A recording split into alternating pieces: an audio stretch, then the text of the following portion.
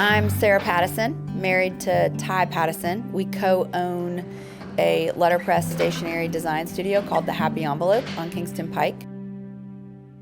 We have 3 daughters together, Esther and Nell, who are 15 and 14, and then Eden, who's 4 years old. 2008, like the economy tanked. The situation that I found myself in, I was trying to start a business with my husband, with no paycheck, with 2 babies at home, and to be perfectly frank, no real plan.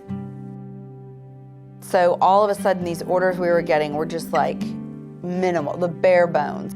I could not be more overwhelmed. I had no ability to fix this situation. I would come out of Nell's room, having just fed her, and close the door behind me, and I could go directly in front of me and I could go back to bed.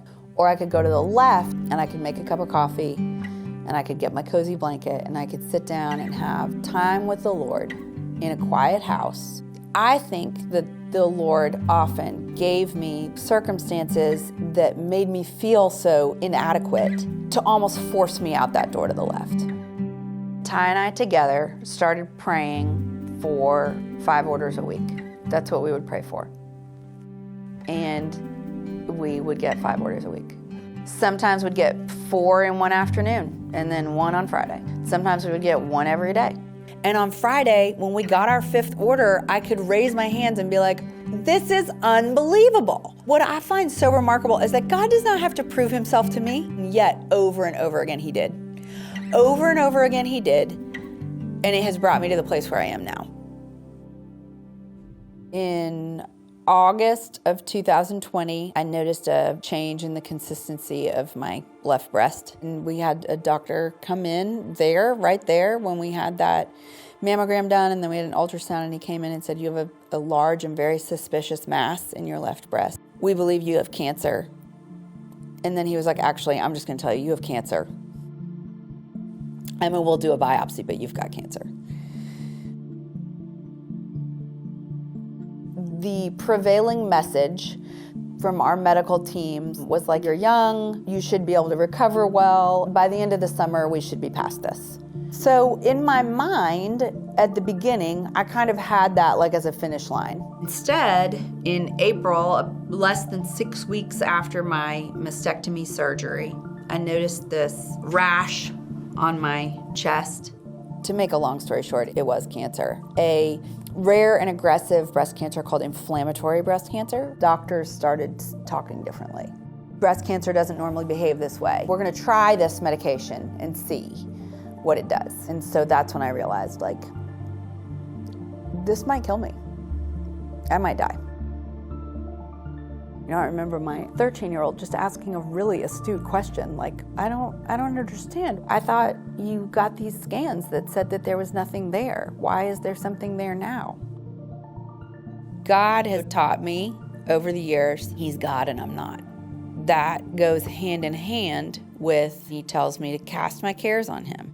There is no point in not being honest before him. And so when I think I'm gonna die from this cancer, I am going to tell him, I think that is the dumbest thing you've ever done, and I hate it, and I wish you were doing something else. And I remember Ty and I both just weeping and praying, you know, saying really honestly, it does feel like this is a wrestling, but you are in it, and you are with us. And it's pretty remarkable that you can enter into a space with the tumultuous emotion that can be stilled only in the presence of God.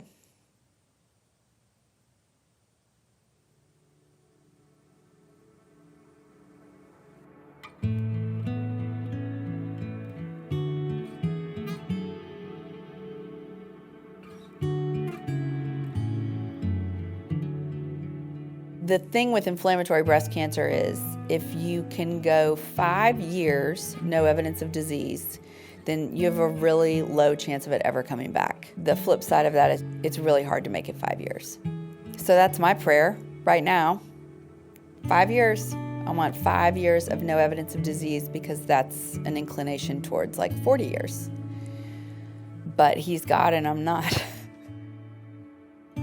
God gives you a lifetime of little tensions as invitations to come to him. And as human beings, we do not want to.